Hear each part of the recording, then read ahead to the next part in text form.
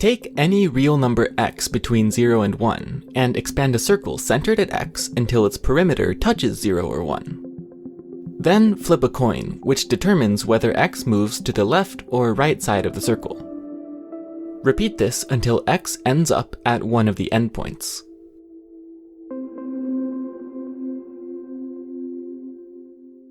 Given a starting point x, what is the probability that this endpoint is 1 rather than 0?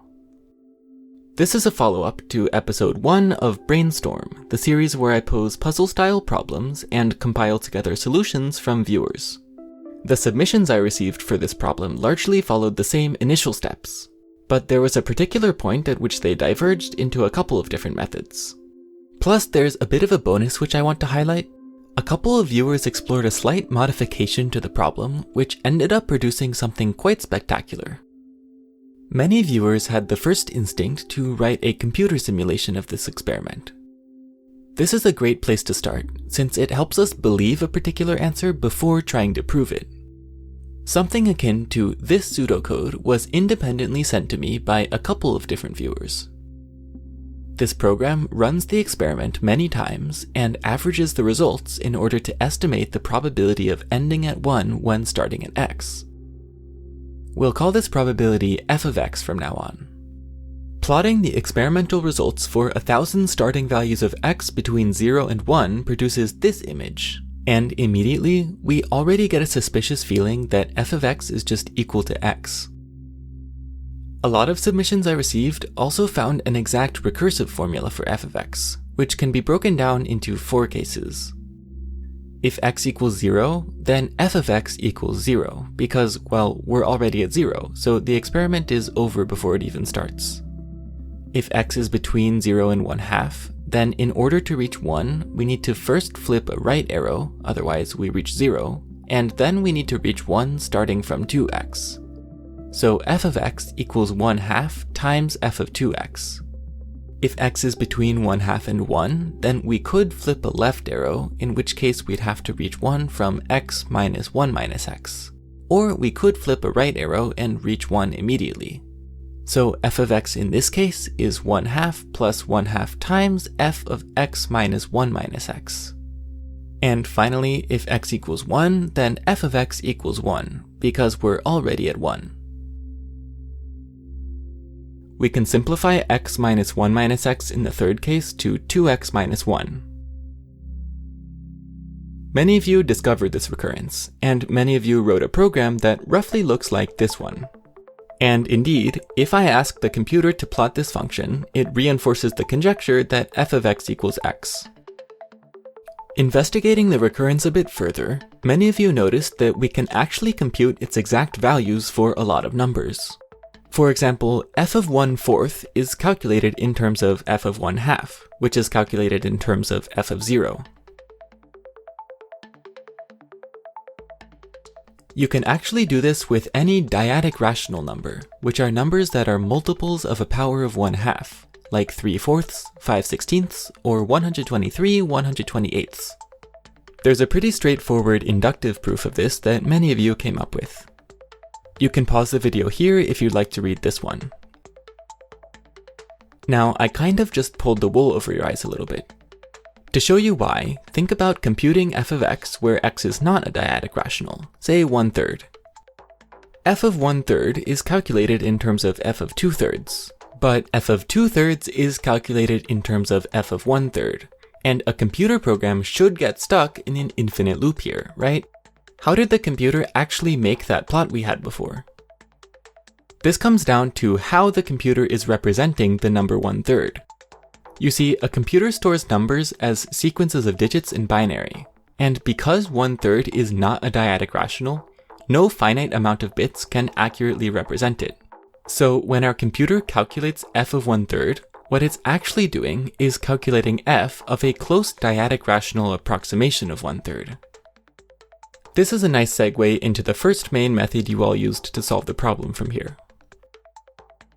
In this method, we interpret the number x as its binary expansion, as in x equals 0.b1, b2, b3, etc., where the digits here are all zeros or ones. If you're not familiar with representing numbers like this, check out this video.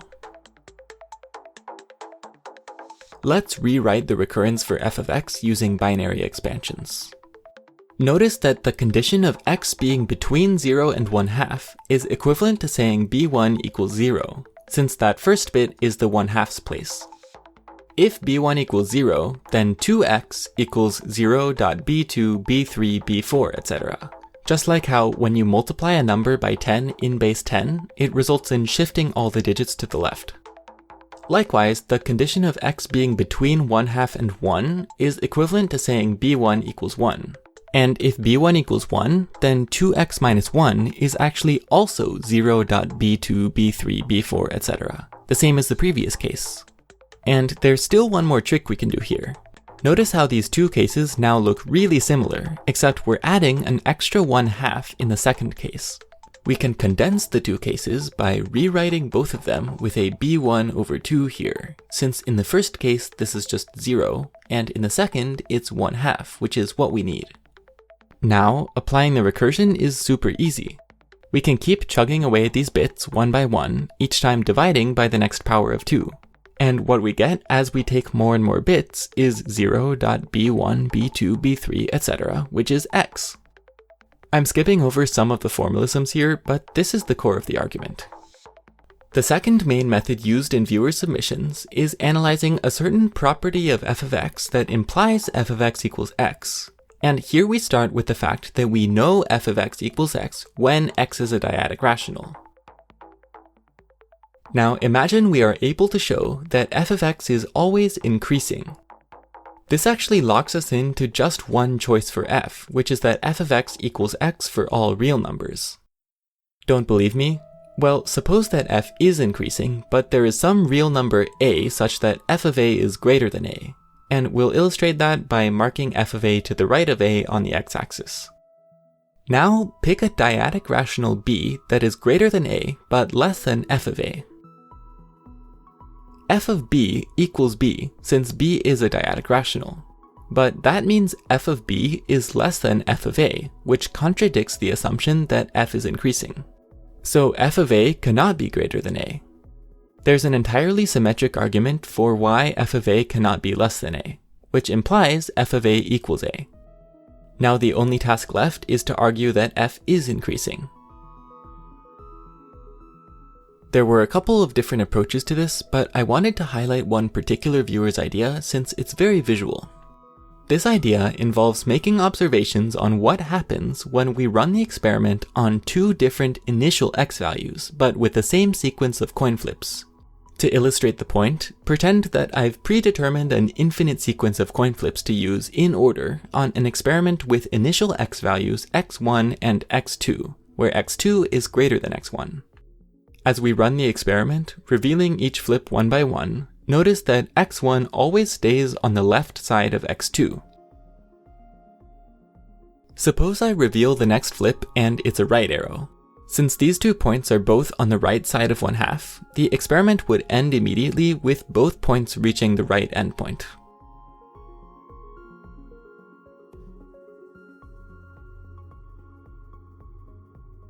Similarly, if the 2 points are ever both on the left side of 1/2 and the next flip is a left arrow, they both reach the left endpoint.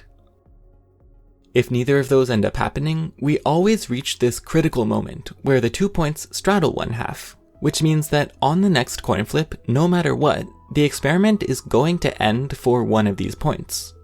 And that means that either x2 reaches 1 or x1 reaches 0. So for any sequence of coin flips, either x1 and x2 both reach the same endpoint, or x1 reaches 0 and x2 reaches 1. What this means is when considering the set of all sequences of coin flips that cause x2 to reach 1, and the set of all sequences of coin flips that cause x1 to reach 1, the set for x2 is larger, which implies that the probability of x2 reaching 1 is greater than that of x1.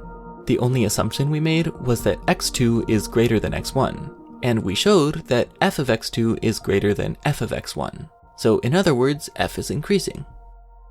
Apart from solving the main question, a couple of you also went beyond and investigated what would happen if instead of using a fair coin, where the probability of heads and tails are each 50%, we used a biased coin.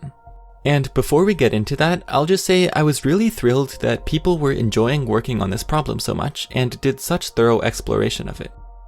I'll be honest, I didn't even consider asking this question at first, so I was quite surprised when I received this picture in my inbox from plotting f of x for a coin where the probability of flipping a right arrow is 20%. Seemingly out of the blue, a fractal pattern appears. And what's really crazy to me here is that the only time when this graph looks tame is in the apparently special case when the probability of flipping heads is exactly 1/2. Anything else creates this crazy looking shape with infinite detail. After thinking about it for a while, I believe there's a pretty intuitive reason for why the graph almost has to look like this. But I won't spoil the fun for you all to think about it yourselves. Thank you so much to everyone who submitted something for this problem. I really appreciate the level of collaboration, and unbelievably, I've already gotten several times more submissions for puzzle number 2. I'm working to get out the follow-up for puzzle number 2 as soon as I can, so you all can look forward to that. Until then, thanks for watching.